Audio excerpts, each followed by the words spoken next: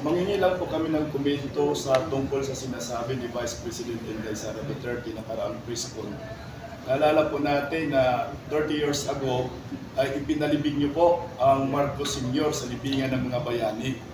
Ngayon po, ayon po kay Vice President Inday Sara sa kanyang press con, sinabi niya kay Senator Amy Marcos, pag ayaw daw tumigil sa kabanat itong mga kongresista sa kanya, ipapahukay daw niya si pinalibing mong si Ferdinand Marcos Sr. sa libingan ng mga bayani at itatapon sa West Philippine Sea. Ano po ang inyong masasabi?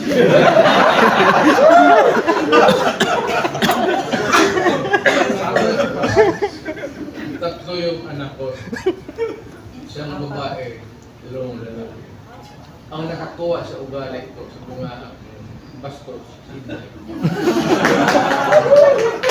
yung kanyang ginawa, extended hyperbole lang na. Wala mo, bakit mo mga kawin ng ano na yun yung talaga, siguro, galit siguro siya na galit lang. Ako ganun magsalita, no? Yung presidente, no? Ganun, utang na kayo. Pero hanggang dyan, istorya mo muna. Wala kang totoo dyan. Pero ano lang dyan sa mga criminal pagkawan mo. Kasi, alam mo, pag sinabi ko nung mayor ako, pati presidente ako, stop. Yung hindi naghinto, na-disgrasya talaga. So, I'm sorry. I am sorry. Ginusto rin niya eh. I said, you make your own history in this world. Ikaw yung humahawak ng buhay. Kung anong mangyari sa buhay mo. Pag yan ang pinili mo, tapos nagkalit-silitsi, face the consequences. Kasi pagdating ng putukan, sigurado. Kalaban mo ang gobyerno eh. Ang kagaya ko. Eh kung maka-mayor ka tapos maka-presidente ng kagaya mo na mainit yan sa ganun. Kung sabihin mo nang wala kang pera, maghanap ako ng paraan. Ibibigay ko yung sweldo ko ng buwan ito. Sige. You start ano? Upisa ka kung saan mo tulungan. Hindi naman tayo manhid yan sa awa. Kasi galing rin ako sa mayor. President Duterte, nung nakaraang press conference ni Vice President Sara Duterte, tinawag niyang hindi presidente umakto ngayon ang current president. Kung kayo po ang tatanungin, ano po ang reaksyon niyo sa pahayag po ng anak ninyo? Well,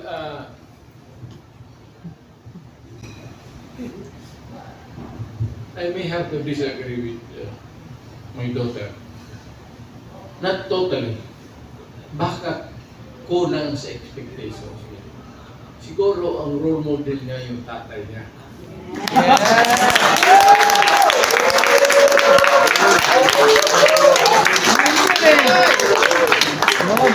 Ito naman, hindi naman lahat ng presidente kaagad.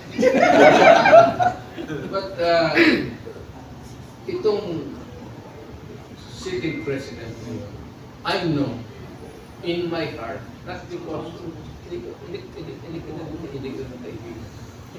I know that. But by the way, what is he supposed to do? Ano po dyan siya sa manok niya? Bayad siya? Anong gawin niya? Painit siya ng utot niya dyan sa... Siyempre sa trabaho yung tao. Kaya lang siguro, hindi, yung estimation sa ibang medyo kasi ito naman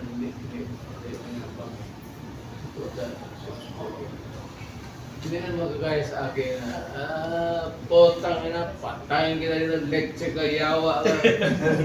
Ambok na naman, story ito yun. Pero pareha lang yun eh. Last question po, President Duterte.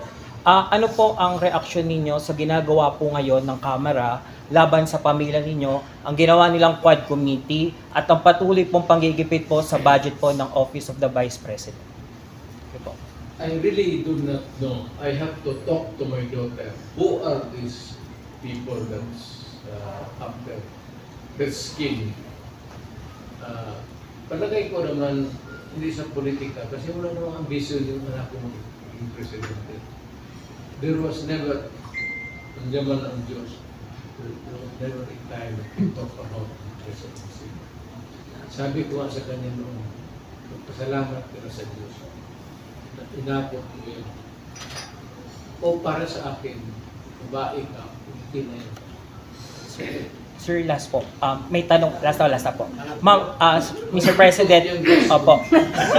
Sorry po. Opo.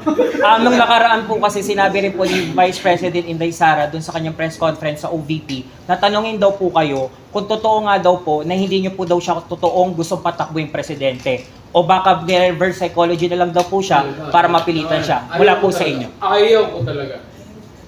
Una-una, naaawa ako. Sabi ko, dahil dumaan ako. At huwag sana ma-insulto ang Pilipino. Putang ina. Wala kang makuha. Magtrabaho ka, magising ka ng alas 6, magligo ka, kain, punta ka ng mga 8:30 to 9 sa tapos trabaho na. Doon ka kain. Tapos to start one. Palit-palit yung maraming kwarto yan eh. Maraming kwarto yan magkaharap. Pagkatapos niya mga nan, alisin na yan sila, iba na naman ipaupo ko.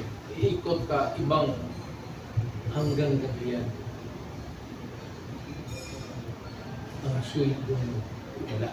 Sa totoo ng pero. Sa pagod mo na yan, 300 plus thousand. Ano lang ang gano'n? Tapos, yung pag-uwi mo, hindi bayad ng gobyerno, kunin pa sa sindong putang ina yan. Bakit ka magtiis ng trabaho ng gano'n? Ako, dumakan ako dyan, sabi ko, ano makuha mo dyan? Hindi ka na mapapananunin ng sipsig.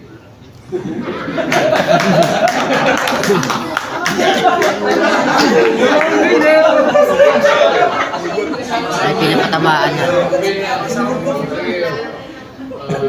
Every month, pananunin natin ng presidente para hindi na sana. Kita. Napunta ko kayo ng Davao? Yes, sir. Kita ninyo yung bahay ko? Yes, sir. Oh. Kita ninyo yung sakyan ko? O di pick up rin? O dito, pick up rin? Ano ang nagbago sa buhay ko? ang nagbago, ang bayan na pinagpatakbo.